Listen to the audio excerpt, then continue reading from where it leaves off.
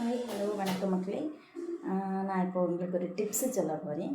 அந்த டிப்ஸ் கேட்டு உங்களுக்கு பிடிச்சிருந்ததுன்னா எனக்கு என்னென்னா சப்ஸ்கிரைப் பண்ணணும். எல்லோரும் சொல்லுவாங்க லைக் பண்ணணும், கமெண்ட் பண்ணணும்னு. எனக்கு அதெல்லாம் வேணுங்க. சப்ஸ்கிரைப் பண்ணுங்கள், சரிங்களா? ஏன்னா எனக்கு 15 சப்ஸ்கிரைபர் தான் இருக்குது. இது என்னோடய புதிய சேனல் தான். இந்த 35 சப்ஸ்கிரைபர் கூட இருந்தால் தான் எனக்கு உங்கள் கூட நேரலையில் பேச முடியும். அதனால் எல்லோரும் சப்ஸ்கிரைப் பண்ணுங்கள். நார்மலாக ஒரு வீடியோ போட்டாச்சுன்னா ஒரு 1500 வியூஸ் போகும்.